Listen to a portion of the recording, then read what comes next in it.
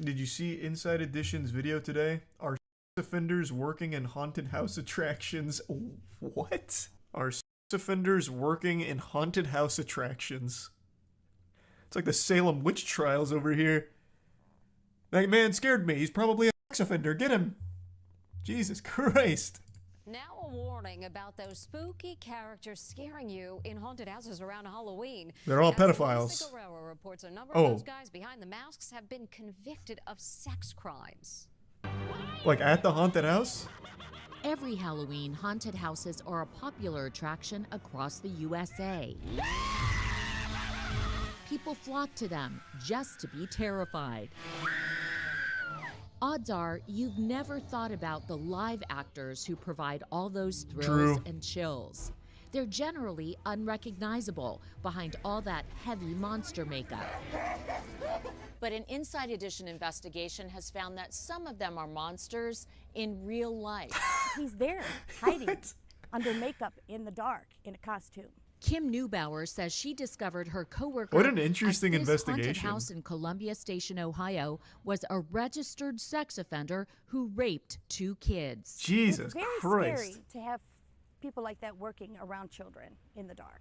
She says he and 2 other convicted sex offenders worked at the haunted house. They were recently fired, the owner told us. Our investigation discovered all these convicted sexual predators working with kids at haunted houses across the country. Just look at this mugshot. He's still in his Halloween makeup.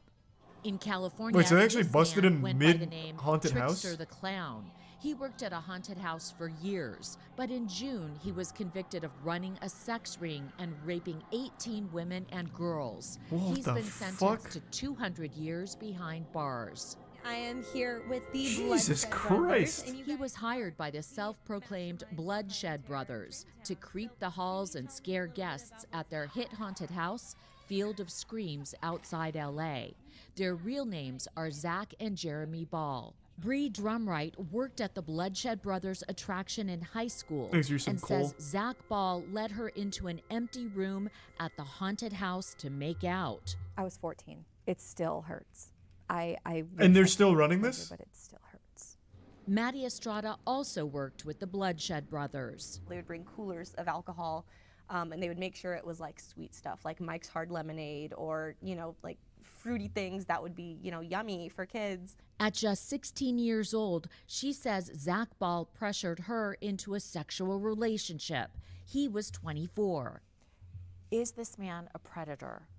Absolutely, absolutely. And I was a kid, and just having this abusive man be the only person that I could rely on for advice or comfort. Who's doing the and he would background make checks? Well, these are the 2 Jeremy running Ball it. was never charged, but Zach Ball pled guilty to sexually abusing a minor and now has to register as a sex offender. He was released after just 1 day in jail. It's such a slap in the face to me. Is the haunted house and still all of going, the other too? victims. We caught up with him. Hi, Zach. I'm Lisa Guerrero with Inside Edition. Did you coerce a 16-year-old girl that was working for you into a sexual relationship? She says that you're a predator. Did you and a not hear the monster question? And you belong Zach. behind bars. What's your comment, sir? He didn't Zach, want to talk. Zach, no need to be So rude. word of caution, enjoy your favorite haunted house this Halloween. Just be careful who's lurking in the dark. Well, that was a lot different than I expected that story to go. I thought this was just going to be like some kind of sensationalist thing, like you never know who's behind the mask. What if it's a sex offender? But this was more about like specific cases of times where there were actual sex offenders working there. And one of them even directly abusing kids on the job. Well, that is certainly not what I expected out of that. Shouldn't they have background checks before hiring people? Yeah, well, in the case of the other ones, yeah, but the Bloodshed Brothers one, that guy owns it. He runs it. So what's he gonna do? Just like background check himself, be like, oh, I'm good. Just Stop Oil's done it again. You're talking about the bald man who glued himself to that painting, right? Well, he glued his bald head to that painting.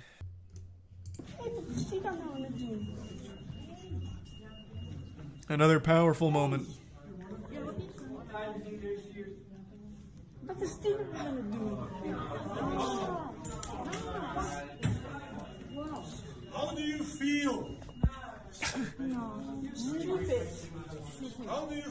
Thanks for 5 resubs, Cody. 3-sub fab. Bits, Cody. Thank you, Cody.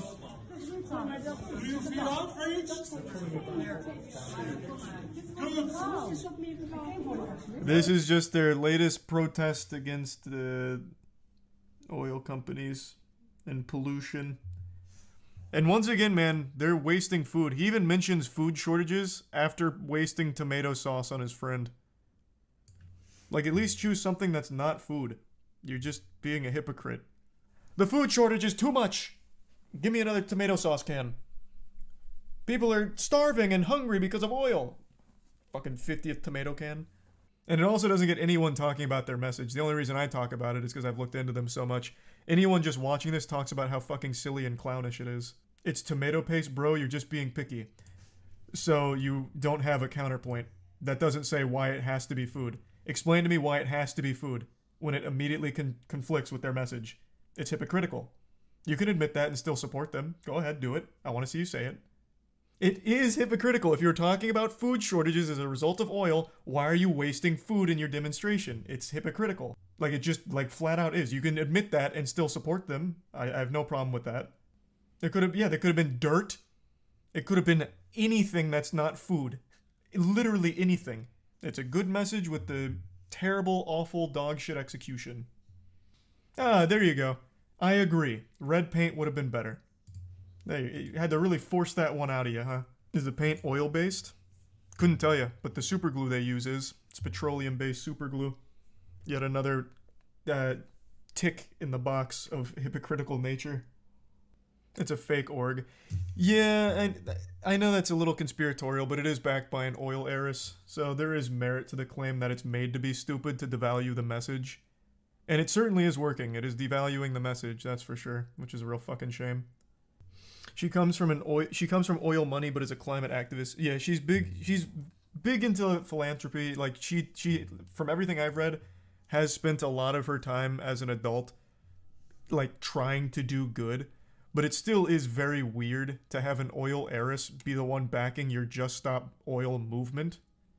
Especially when all of the demonstrations so far have made a laughingstock out of the entire org. Here's my take on activism. If you need, like, a documentary is a wrong word, but if you need a very thorough explanation from a third-party source outside of the organization and outside of the demonstrations, you're doing a bad job with your activism. If your activism leads to the conversation of, wow, these people are crazy, and, like, end up devaluing the message, and you need someone to explain it for you, your activism isn't effective.